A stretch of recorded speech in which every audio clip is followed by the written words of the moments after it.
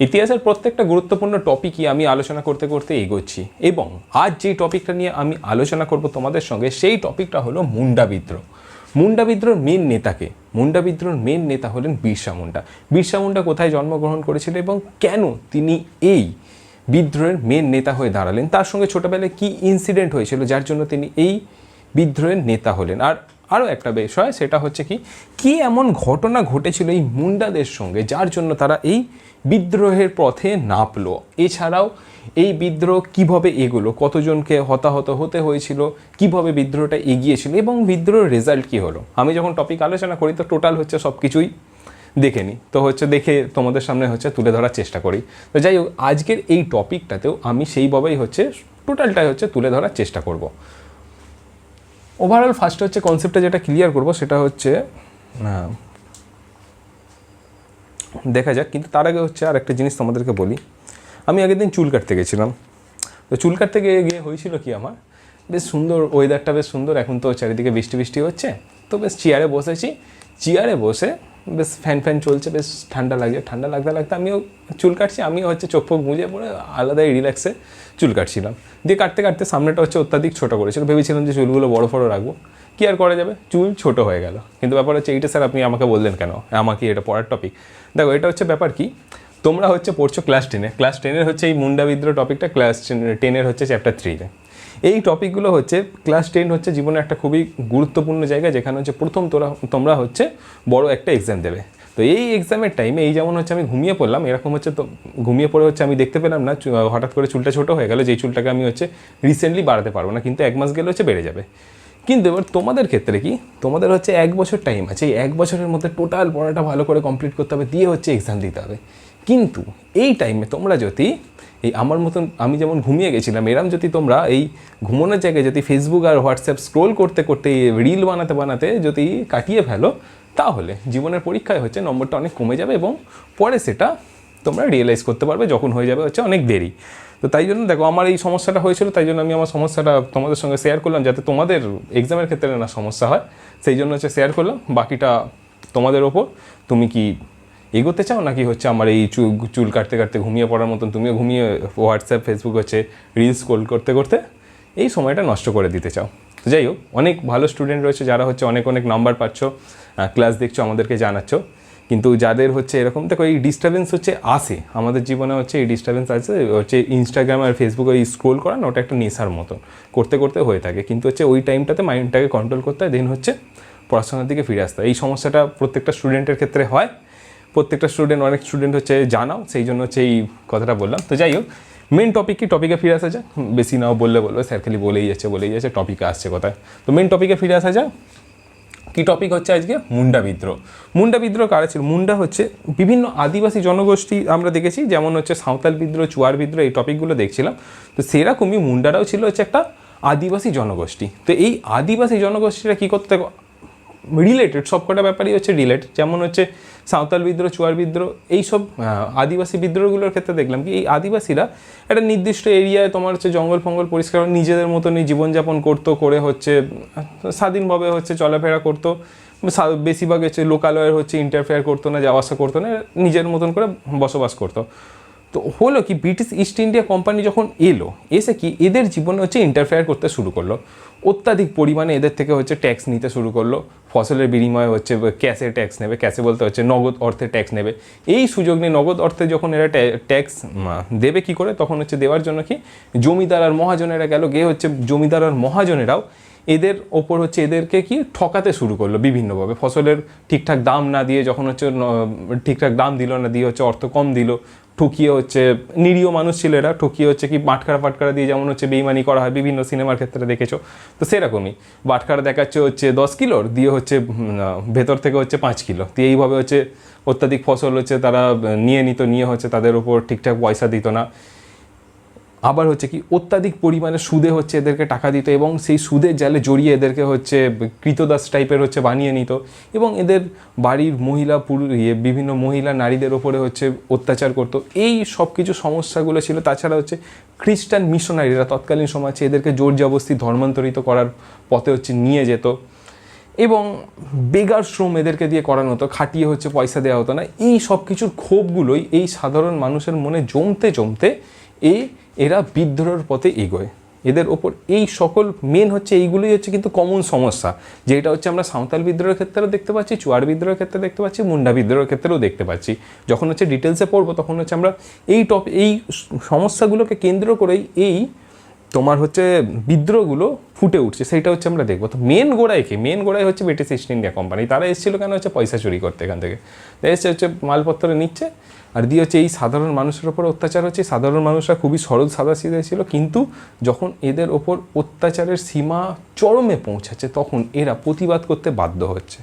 কতদিন সহ্য করবে? দিনের পর দিন হচ্ছে অত্যাচারের সীমানা বাড়িয়ে যাচ্ছে, আর সেই সীমানা যখন ছাড়িয়ে গেল তখনই হচ্ছে এরা বিদ্রোহ করতে বাধ্য হলো। তো এই মুন্ডা বিদ্রোহের নেতা হচ্ছে বিরসা মুন্ডা, তার আন্ডারে হচ্ছে এই বিদ্রোহটা হবে। তো এই টপিকটা হচ্ছে মেন হচ্ছে আমরা আলোচনা করবো। টোটাল ওভারঅল হচ্ছে কনসেপ্টটাকে ক্লিয়ার হলো আগেরগুলোর সঙ্গে রিলেট করে এইটা। আর এটা হচ্ছে তোমাদের ক্লাস 10 চ্যাপ্টার 3-তে রয়েছে। তার সঙ্গে সঙ্গে তোমাদেরকে বলে দিই, এটা হচ্ছে পার্ট 3, 4, 5 হয়তো যাই হোক ক্লাস আছে, সেটা হচ্ছে পরের পাতা তোমরা লেখা দেখতেই পাবে। এছাড়াও তোমরা তোমাদের ক্লাস কেমন লাগছে, কী কী প্রশ্ন আছে সেইগুলো হচ্ছে জানাতে পারো আমাদের কমেন্ট বক্সে কমেন্ট করে। তাছাড়াও হচ্ছে আমার এই চ্যানেলের হচ্ছে ইনস্টাগ্রাম আর তোমার হচ্ছে টেলিগ্রাম লিঙ্ক দেওয়া রয়েছে, সেখানে বিভিন্ন আপডেট হতে থাকে। এছাড়াও আমার ফেসবুক আইডির লিঙ্কও দেওয়া রয়েছে, সেখান থেকেও তোমরা হচ্ছে কিছু চাইলে আমাকে কন্ট্যাক্ট করে জিজ্ঞেস করতে পারো। এই হচ্ছে ব্যাপার। তো আসা যাক হচ্ছে এবার ডিটেলসে ডিসকাশন, ঠিক আছে? তার আগে জলের বোতলটা কয়, তার 1 সেকেন্ড।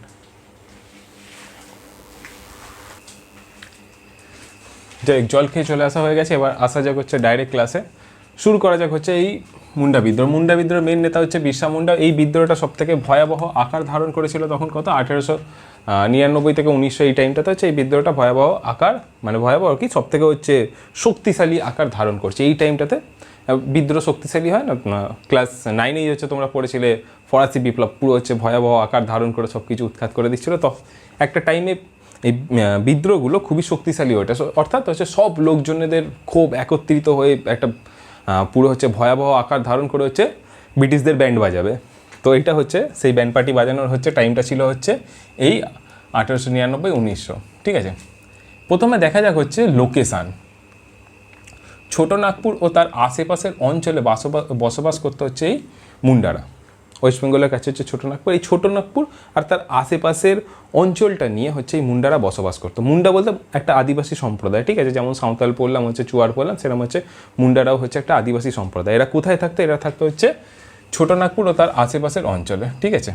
1899-1900 বিরসা মুন্ডার নেতৃত্বে এক ব্যাপক গণ অভ্যুত্থান হয়।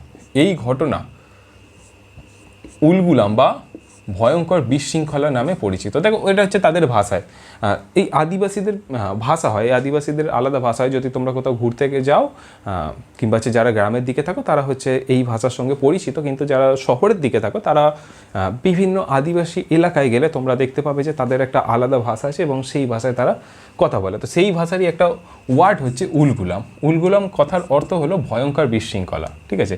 এই বিদ্রোহকে তারা হচ্ছে উলগুলাম বলে কী বলবো সম্বোধিত করতো, যে উলগুলাম হবে, ঠিক আছে? তো এবার হচ্ছে মেন আসার জায়গায় বিদ্রোহ হয়েছিল কেন, ওয়াই? কিছু তো অত্যাচার হয়েছিল, মানুষ শখে তো বিদ্রোহ করতে যাবে না। মানুষের কি খেয়ে দিয়ে কাজ নেই যে বিদ্রোহ করতে চলে যাবে, হচ্ছে কাজ নেই কম্বল নেই বিদ্রোহ করতে চলে যাবে? কিছু তো এমন হয়েছিল, আর সেই কিছুটা অল্প কিছু নয়, বহু কিছু হয়েছিল, বহু কিছু অত্যাচার এই নিরীহ সাধারণ মানুষগুলোর ওপর হয়েছিল, যার জন্য যেই অত্যাচারের সীমানা চরমে পৌঁছেছিল, যেই জন্য এরা এই বিদ্রোহ করতে বাধ্য হয়েছিল। তো তাই কী হয়েছিল চলো হচ্ছে এবার দেখা যাক এক এক করে। মুন্ডাদের কৃষি ব্যবস্থা ছিল হচ্ছে খুদকাটি প্রথা, ঠিক আছে? এটা হচ্ছে কি জমির যৌথ মালিকানা। অর্থাৎ ব্যাপারটা কি, এখনকার ক্ষেত্রে যেমন হয় কি, কোন একটা জমি কোন একটা ব্যক্তি রয়েছে, সেই ব্যক্তি চাষ করে হচ্ছে সেখান থেকে ফসল উৎপাদন করে, এরকম হচ্ছে ব্যাপার। সেটা হচ্ছে কি ব্যক্তিগত মালিকানা। যৌথ মালিকানা কি এই মানে এই সম্প্রদায়ের মানুষেরা কি একটা বড় জমিকে সবাই মিলে হচ্ছে একত্রিতভাবে চাষ করতে এবং সেখান থেকে উৎপাদিত ফসল নিয়ে নিজেদের মধ্যে ভাগ করে নিত। এইভাবে হচ্ছে তারা চালাতো এবং এই কালচারেই তারা হচ্ছে অভ্যস্ত, এই কালচারের সঙ্গেই তারা হচ্ছে চিরকাল ধরে চলে আসছিল, এই কালচার নিয়ে তারা হচ্ছে চলেছিল এবং এইভাবেই তারা চলতে থাকছিল। কিন্তু এবার সমস্যা হলো কি, এবার সমস্যা হলেই খুদকাটি ব্যবস্থাকে তুলে দেওয়া হলো। ছোটনাগপুর ও তার বাহিরের ঠিকাদার, মহাজন, জমিদারদের আগমন ঘটে। ব্রিটিশ ইস্ট ইন্ডিয়া কোম্পানিকে এই খুদকাটি ব্যবস্থা তুলে দিয়ে কি বলে যে প্রত্যেক ব্যক্তিকে ট্যাক্স দিতে হবে। আর এরা সাধারণ নিরীহ মানুষ, এরা হচ্ছে কি, দেখো তুমি যদি এখন একটা দেখো যে আমরা যারা হচ্ছে শিক্ষার আলোয় রয়েছি, আমরা যারা যুক্তিতর্ক দিয়ে পড়াশোনা করছি, যুক্তিতর্ক দিয়ে সব কিছু বিচার বিশ্লেষণ করতে পারছি, আমাদের সঙ্গে একটা নিরীহ সাধারণ মানুষ যে হচ্ছে পড়াশোনাই হয়তো জানে না, হয়তো ভাবো গ্রামের দিকে আমরা তো অনেক কিছু যখন সমস্যায় বন্যা হয়, ত্রাণ হয়, তো তখন হচ্ছে ত্রাণ দিতে হচ্ছে যাই, বা সেই সকল ভিডিওগুলো দেখে থাকি যে সেখানের মানুষেরা কত নিরীহ, সেরা হচ্ছে এই সকল আইনের জটিলতা এই সব কিছু বোঝে না। ব্রিটিশ সরকার আসছে, এসে হচ্ছে তারা যৌথভাবে চাষবাস করছিল, কিন্তু ব্রিটিশ সরকার হঠাৎ রাতারাতি আসছে, এসে বলছে যে না, এইসব ব্যবস্থা তো চলবে না, তোমাদের হচ্ছে ব্যক্তিগত মালিকানা দেওয়া হচ্ছে এবং তোমার বিনিময়ে তোমরা হচ্ছে আমাদেরকে ট্যাক্স দেবে। তো এই ব্যাপারটাকে তারা হচ্ছে মেনে নিতে পারেনি। হঠাৎ করে এরকম আসছে, আমরা যে ওদের কনসেপ্ট অনুযায়ী আমরা তো এইখানে হচ্ছে নিজেরা আলাদাভাবে থাকি, আলাদাভাবে সব কিছু উৎপাদন করি, হঠাৎ করে ট্যাক্স নিচ্ছে। ট্যাক্সের পরিমাণ আর কিছু কম ছিল না, যা উৎপাদন করছে তার থেকে প্রায় হচ্ছে 70-80% ট্যাক্স নিচ্ছে, তাহলে আমরা খাবো কী হবে। তো সেই ক্ষোভগুলো হচ্ছে এদের মনে জমছিল, তবু হচ্ছে তারা মেনে নিয়েছিল। কিন্তু এরপরে আবার সমস্যা কী হলো, এরপরে সমস্যা হলো ছোটনাগপুর অঞ্চলের বাইরে ঠিকাদার, মহাজন এবং জমিদারদের আগমন ঘটে। অর্থাৎ হচ্ছে এদের এই এরিয়াগুলোতে একে তো হচ্ছে ব্রিটিশরা হচ্ছে ট্যাক্স চাপিয়ে দিল, ট্যাক্স চাপানোর কী হচ্ছে পরে হচ্ছে ঠিকাদার, মহাজন, জমিদার এরা হচ্ছে এই সব এলাকাগুলোতে প্রবেশ করছে। এবার ব্যাপার হচ্ছে কি, তারা যেই সব এরিয়াতে থাকতো সেই সব এরিয়াতে কিন্তু বাইরের লোক প্রবেশ করতো না। হঠাৎ করে কি ব্রিটিশ ইস্ট ইন্ডিয়া কোম্পানি এসে তাদের উপর ট্যাক্স চাপালো এবং হচ্ছে এই সকল বাইরের লোকগুলো তাদের এলাকায় প্রবেশ করছে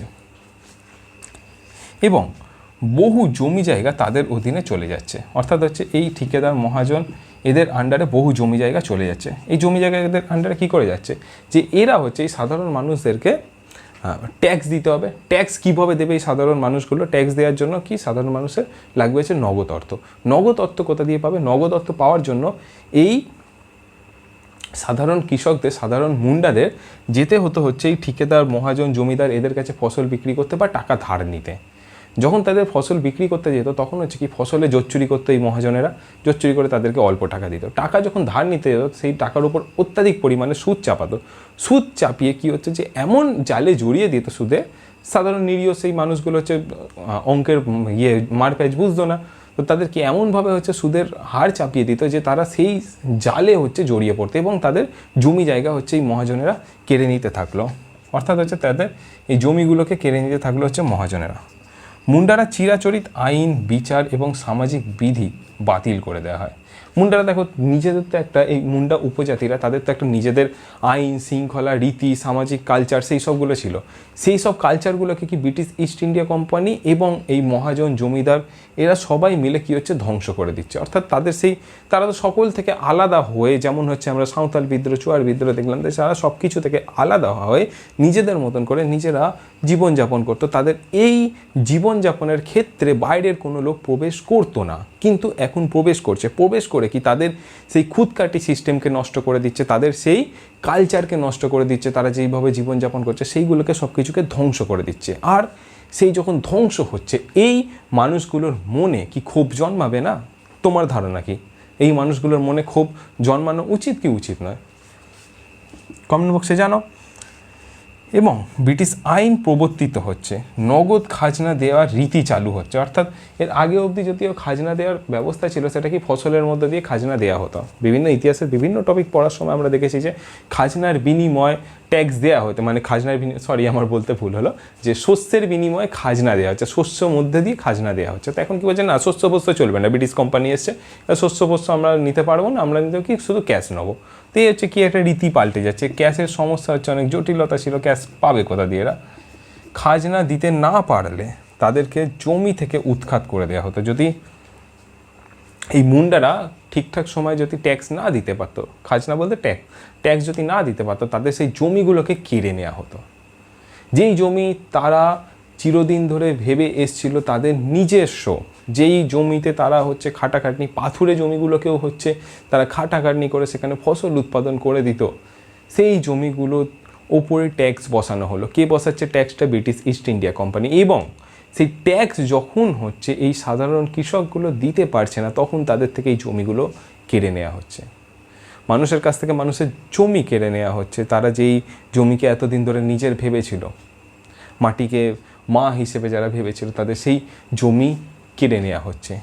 তাদের ক্ষোভ জন্মাবে না? দেখো এইখানে হচ্ছে আমি ডিটেলসে এই কারণেই বলছি যে কি কারণে এই মানুষগুলোর ক্ষোভ জন্মেছিল। এই ব্যাপারটা যদি তোমার ক্লিয়ার হয়ে যায়, আজকে কেন কোনোদিনও হচ্ছে এই টপিকটা তোমার মাথা থেকে বেরোবে না। আর এরা তো ছিল সেই সকল ভারতবাসী, সেই সকল আমাদের দেশের মানুষ, তাদের উপর কীভাবে অত্যাচার হয়েছে এইগুলো হচ্ছে আমাদের জানা খুবই দরকারি। জমিদার ও মহাজনেরা তাদের ওপর নানানভাবে করের বোঝা চাপাতে শুরু করেছিল। সাথে ছিল বেড বেগারি। দেখো বেড বেগারি কথাটা হচ্ছে তোমাদের কোশ্চেনের ক্ষেত্রেও আসতে পারে। বেড বেগারি কথার অর্থ কি? হয়তো কাউকে হচ্ছে মানে ডিউটি আওয়ার্স ঠিক হলো হচ্ছে 8 ঘন্টা ডিউটি করতে হবে বা 10 ঘন্টা ডিউটি করতে হবে। 10 ঘন্টার যখন সেই লেবারটা ডিউটি করলো বা সেই মুন্ডাটা যখন 10 ঘন্টা ডিউটি করলো, যে মালিক ছিল সে বললো না আরও 4 ঘন্টা ডিউটি করতে হবে। সেই 4 ঘন্টা যখন হচ্ছে ডিউটি করলো, সেই 4 ঘন্টার পয়সা কিন্তু এই মুন্ডাকে বা সেই কৃষককে যেই লেবারটা ছিল তাকে হচ্ছে দেওয়া হলো না। অর্থাৎ কম পয়সা দিয়ে বেশি সময় বেশি খাটানো হতো। তো এইটাকেই বলা হচ্ছে বেড বেগারি। এই নিরীহ মুন্ডাদের সঙ্গে হচ্ছে বেড বেগারিও করানো হতো। এবং এছাড়াও আসামের বাগানে কুলির কাজে তাদেরকে পাঠানো হতো। বিভিন্ন প্রলোভন দেখিয়ে যে চলো কুলির কাজে চলো, ওখানে গিয়ে হচ্ছে টাকা পয়সা পাবে, বা জোর জুলুম করেও অনেকে ভয় দেখিয়ে হচ্ছে কুলির কাজে হচ্ছে আসামে নিয়ে যাওয়া হতো এই মুন্ডাদের। এবং সেখানে গিয়ে মালিকেদের অত্যাচারের শিকার হতো। সেখানে যখন যেত তাদেরকে নানানভাবে অত্যাচার করা হতো, তাদের ওপর নানানভাবে অত্যাচার করা হতো, অত্যাধিক পরিশ্রম করা হতো, এবং নানান তোমার হচ্ছে কি ভালো তো নয়, তাদের সঙ্গে নানান ধরনের খারাপ কাজ করা হতো। বহিরাগত মহাজনেরা গ্রামে গ্রামে মদের দোকান খুলে ফেলে এবং তাদের জমি জায়গাও লিখিয়ে নেয়। এই দেখো এই ট্যাকটিসটা হচ্ছে আবার কিরম ব্যাপার। আদিবাসী সম্প্রদায়ের হচ্ছে আগে যখন সাঁওতাল বিদ্রোহ বা অন্যান্য বিদ্রোহ ক্ষেত্রে দেখলাম, তারা হচ্ছে তাদের একটা নির্দিষ্ট ধরনের মদ থাকে, সেই মদের হচ্ছে আসক্ত থাকে বা কিছু থাকে। তো এই মহাজনেরা যখন যাচ্ছে, এই মহাজনেরা কী করছে, নিজেদের মদের হচ্ছে ব্র্যান্ড বানাচ্ছে। সেই মদ হচ্ছে নিয়ে গিয়ে কী করছে, এই মুন্ডা সম্প্রদায়ের মানুষদেরকে প্রথমে কি আস্তে আস্তে মদ খাওয়াচ্ছে। মদ খাইয়ে কি যখন হচ্ছে এই মদের প্রতি আসক্ত হয়ে যাচ্ছে, মদের প্রতি নেশাগ্রস্ত হয়ে যাচ্ছে, মাতালদেরকে দেখেছে যখন প্রথম হচ্ছে মদ খাওয়ায়, প্রথম মদ খাইয়ে যখন কি হচ্ছে পুরো হচ্ছে নেশাগ্রস্ত হয়ে যায়, তখন কি খেতে পাক না পাক, বাড়িতে ঝামেলা হোক যাই হোক, একটু আধটু পয়সা পেলে কি সেই পয়সা নিয়ে দৌড়ালো হচ্ছে মদের দোকানে এবং সর্বস্বার্থ করে দিয়ে হচ্ছে সেই মদ খেয়ে হচ্ছে কোথায় নর্দমার ওপর পড়ে রইলো, নর্দমার ভেতরে ঢুকে গেল, পুরো হচ্ছে মাথা উপরে পা নিচু করে পড়ে রইলো, নোংরা পুকুরে পড়ে রইলো, করে হচ্ছে এইভাবে চলতো। তো এখানে কি এই ট্যাকটিসটা নিল হচ্ছে মহাজনেরা করলো হচ্ছে কি মদ বিক্রি করতে শুরু করলো এবং নিরীহ মানুষগুলোকে প্রথমে হচ্ছে মদের প্রতি অ্যাডিক্টেড করে দেওয়া হলো, দিয়ে তারপর হচ্ছে তারা মদের প্রতি আসক্ত হয়ে গেল, যা ইনকাম করছে চলে যাচ্ছে হচ্ছে এই মদের ওপর। যারা মদের প্রতি আসক্ত হয়ে গেল, কিন্তু যারা আসক্ত হচ্ছে না তারা তো বুঝতে পারছে যে আমাদের এই উপজাতিদের সঙ্গে কিরমভাবে ট্যাকটিস করে অত্যাচার করা হচ্ছে, কিভাবে মদের প্রতি আসক্ত করে দেওয়া হচ্ছে। এটাও ছিল হচ্ছে এই বিদ্রোহের পেছনে একটা কারণ, যে এইভাবে হচ্ছে আমাদের এই উপজাতিকে নষ্ট করে দেওয়া হচ্ছে। এবং এইগুলো বাদেও আরেকটা হচ্ছে বড় কারণ, মিশনারিদের অত্যাচার। তৎকালীন সময় এটা হচ্ছে খুবই একটা ছিল যে আদিবাসী সম্প্রদায়, এই নিরীহ আদিবাসী সম্প্রদায়গুলো হচ্ছে এলাকায় ঢুকে যেতে হচ্ছে খ্রিস্টান মিশনারিরা গিয়ে কি এদেরকে ধর্মান্তরিত করার চেষ্টা করতো। কোন ধর্মে? খ্রিস্টান ধর্মে। কেন করতো? এটা হচ্ছে তোমাদের প্রশ্ন তোমাদের মনে জাগতে পারে। মনে জাগা হচ্ছে স্বাভাবিক, যে খ্রিস্টান মিশনারিদের কী হয়েছে, তারা ধর্মান্তরিত করতে কেন যেত, কী এমন দরকার ছিল? দেখো এখানে হচ্ছে ব্যাপারটা কি, ভারতের ওপর শাসন কার্য কারা চালাচ্ছে, কাদের হচ্ছে ভারতের ক্ষমতা রয়েছে? ব্রিটিশ ইস্ট ইন্ডিয়া কোম্পানি কোথা থেকে এসছে? ব্রিটেন থেকে এসছে। তাদের ধর্ম কি? খ্রিস্টান ধর্ম। অর্থাৎ খ্রিস্টান ধর্ম হচ্ছে তাদের রয়েছে। মিশনারিগুলো কি দেখছে? মিশনারিগুলো দেখছে যে এই উপজাতিরা বিদ্রোহ করছে। উপজাতিরা কেন বিদ্রোহ করছে? তারা তাদের ধর্ম নিয়ে, তাদের কালচার নিয়ে হচ্ছে থাকে, সেই কালচার যখন নষ্ট হয়ে যাচ্ছে তারা বিদ্রোহ করছে। তার মানে কি মিশনারিরা এরা দেখছে যে ইস্ট ইন্ডিয়া কোম্পানি দেখছে যে এই মানুষগুলোকে যদি আবার খ্রিস্টান করে নেওয়া হয়, তারা কি দেখবে যারা শাসন করছে তারা তো হচ্ছে আমাদেরই হচ্ছে রিলেটেড, আমাদেরই হচ্ছে কী বেশ বলে আমাদেরই হচ্ছে একই সম্পর্কের হচ্ছে মানুষ, তাহলে কি আমরা বিদ্রোহ করবো না, এরকম একটা ট্যাকটিস। আর মিশনারিদের তো হচ্ছে ওই ওরকমই হচ্ছে ধান্দা ছিল যে কি যত পারো হচ্ছে আমাদের ধর্মের হচ্ছে বানিয়ে নাও, দিয়ে হচ্ছে তাহলে সমস্যাই কোথায়, যত আমাদের ধর্মের মানুষ বাড়বে তত হচ্ছে ভালো। তো এইটা করার চেষ্টা করতে হচ্ছে মিশনারিরা, কিন্তু হচ্ছে সেইখানে সাধারণ মানুষরা কি বুঝতে পারবে না? দেখো আমরা এক কালচার নিয়ে একভাবে হচ্ছে আমরা এক ভগবানের ওপর বিশ্বাস করেছি, কিন্তু হচ্ছে একটা গোষ্ঠী আসছে, এসে হচ্ছে তারা পুরো হচ্ছে জড়ো হয়ে এসে হচ্ছে আমাদেরকে চেঞ্জ করার চেষ্টা করছে, আমাদের ধর্মকে পাল্টে দেওয়ার চেষ্টা করছে। তারা কি সেটা মেনে নেবে ভালোভাবে? তারা সেটাকেও ভালোভাবে অ্যাকসেপ্ট করতে পারেনি। তো এইগুলো ছিল হচ্ছে সেই সকল মানুষের মনের ক্ষোভ, যেই মনের ক্ষোভগুলো, এতগুলো কারণ, যেই কারণগুলো একত্রিত হয় কি ঘটাবে, যেটা ঘটাবে সেটা হচ্ছে এই মুন্ডা বিদ্রোহ। এবং যখন একটা বিদ্রোহ হয়, সেই বিদ্রোহে একজন লিডার দরকার, সেই লিডারটা হচ্ছে বিরসা মুন্ডা। তো এবার দেখা যাক বিরসা মুন্ডার সম্পর্কে কিছু কথা। অত্যাচারের বিরুদ্ধে মুন্ডারা বহু আগে থেকেই সংঘবদ্ধ হচ্ছিল। দেখো এত কিছু হচ্ছে, তো এই সব কিছুর জন্য মুন্ডারা বহু আগে থেকেই একত্রিত হচ্ছিল। এই সব ক্ষোভগুলো যখন হচ্ছে জাগছে মানুষের মনে, তখন হচ্ছে তারা হচ্ছে একে একে একত্রিত হচ্ছে।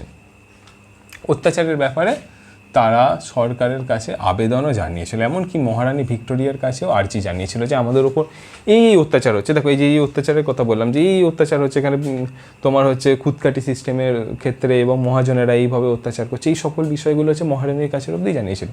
কিন্তু ব্যাপার কি, ব্রিটিশ ইস্ট ইন্ডিয়া কোম্পানি দেখছে তো আমি তো প্রফিট তুলছি, আমি ওখান থেকে প্রফিট তুলছি, আমি টাকা পয়সা চলছি, তাহলে আমার ওখানে নাক গলিয়ে দরকার কি, টাকা পয়সা তো ওখান থেকেই আসছে, তো নাক গলায়নি। আর এরা মুন্ডারাও দেখলো যে যখন এরা হচ্ছে নাক গলালো না আমাদের ব্যাপারে, তাহলে কি আমার লড়াই আমাকেই লড়তে হবে, আমার ঘরের সমস্যা হচ্ছে বাইরের লোক এসে মেটাবে না, তো তাহলে কি আমার সমস্যা আমাকেই মেটাতে হবে। তারা হচ্ছে আরও এবার হচ্ছে কি নিজেরাই সংঘবদ্ধ হতে শুরু করে দিল।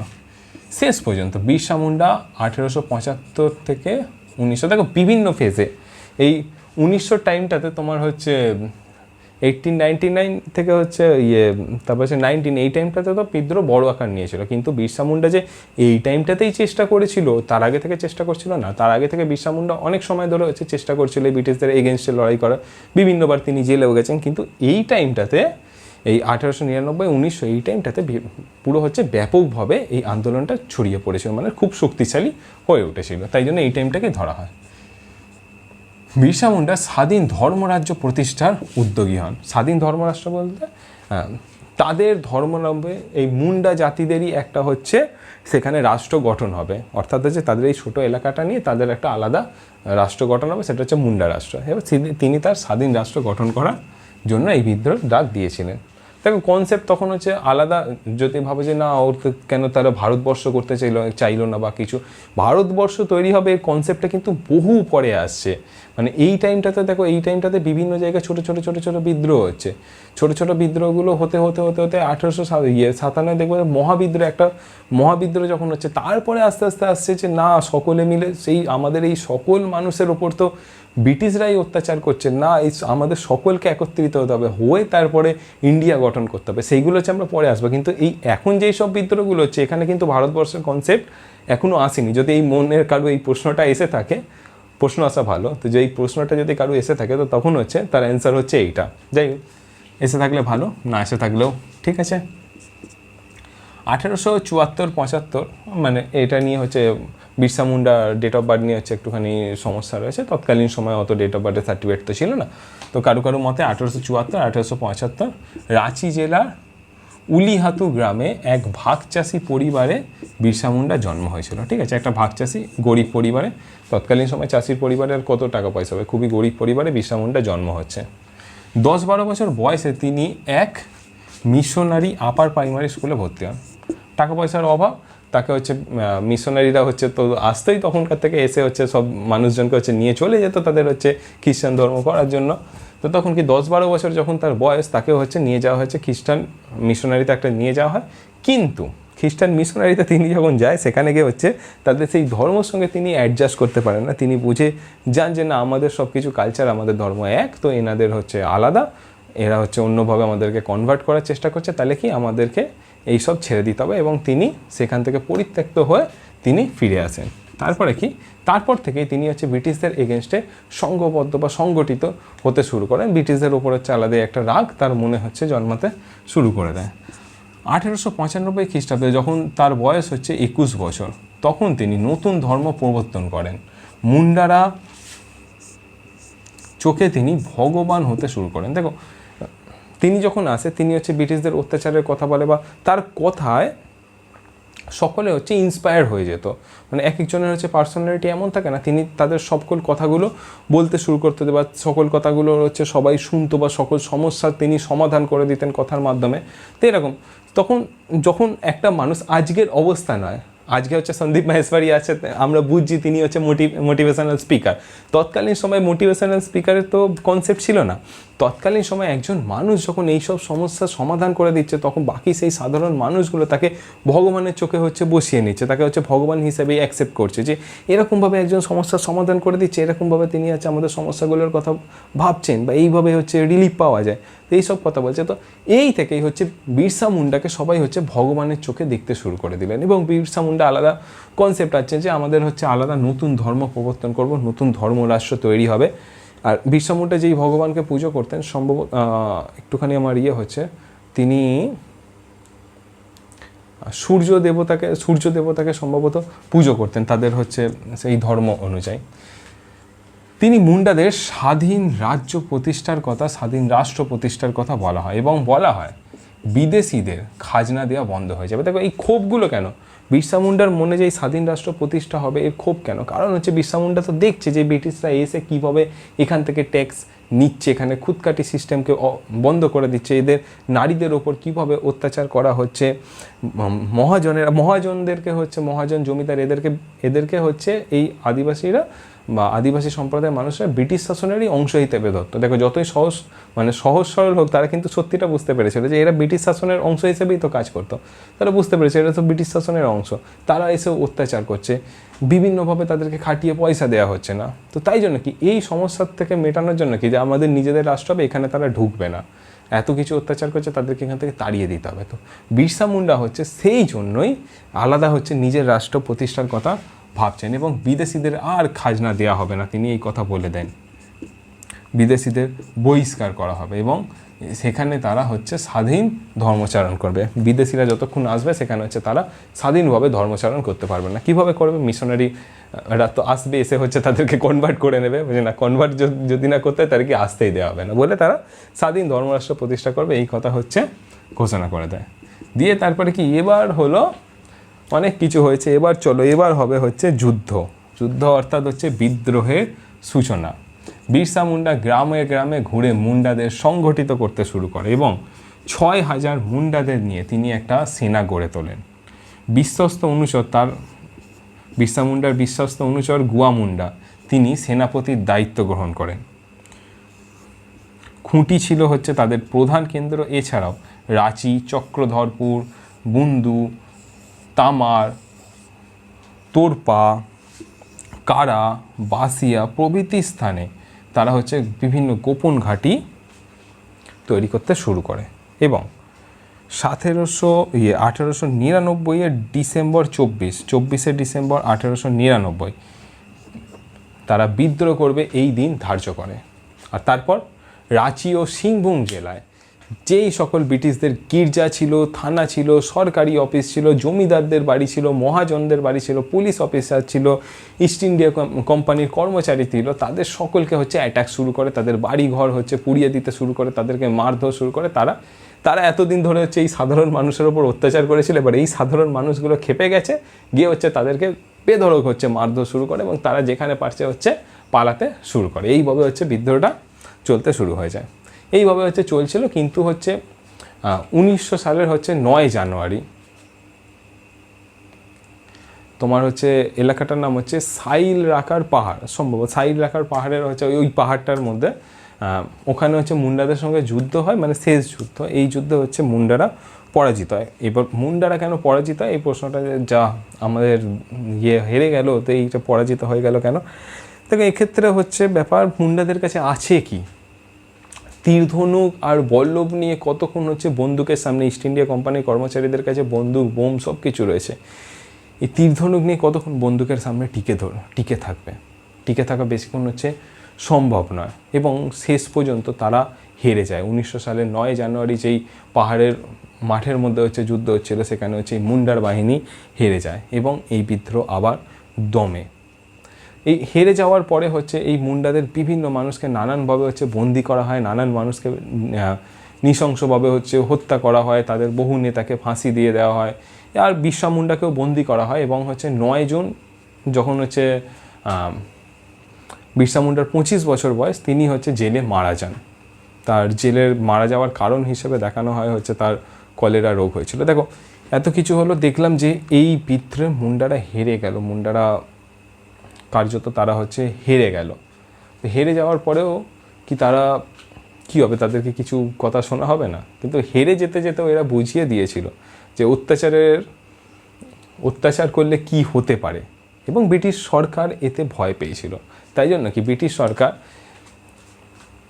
এদের জন্য কিছু স্টেপ নিচ্ছে। ব্রিটিশ সরকার এদের কথা এবার ভাবতে শুরু করেছে। ব্রিটিশ সরকার এবার বুঝতে পেরে গেছে একটা বিরসা মুন্ডাকে মেরেছি আমরা, একটা বিরসা মুন্ডা আর বহু বিপ্লবীকে মেরেছি আমরা, বহু বিদ্রোহীকে আমরা মেরেছি।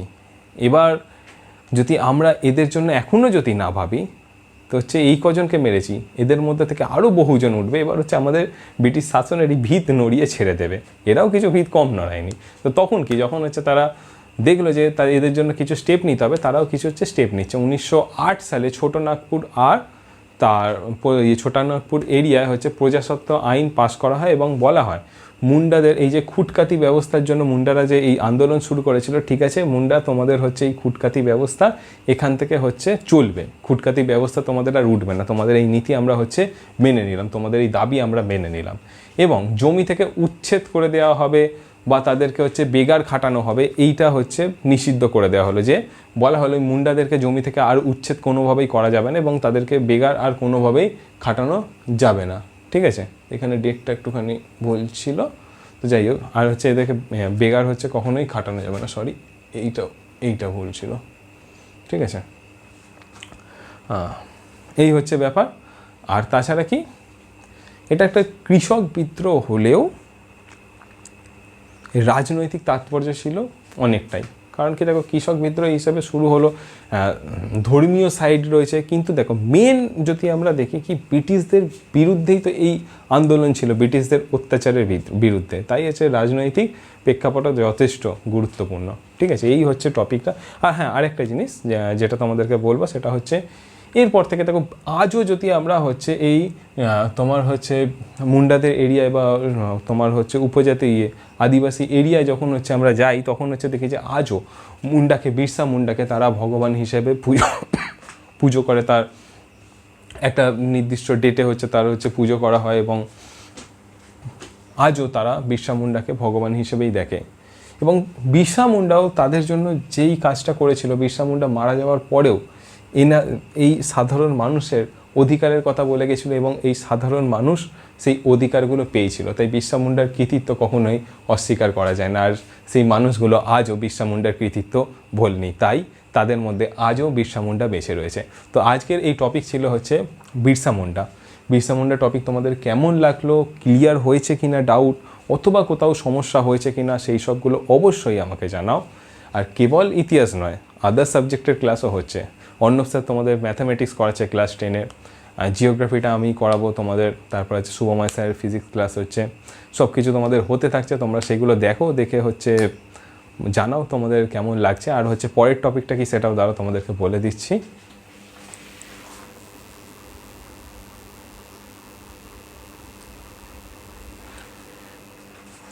আচ্ছা, নেক্সট টপিক আমি যেটা নিয়ে আলোচনা করব সেটা হচ্ছে সন্ন্যাসী বিদ্রোহ। আর কি বেশ, সন্ন্যাসী আর ফকির বিদ্রোহ বোধহয়, তাই তো?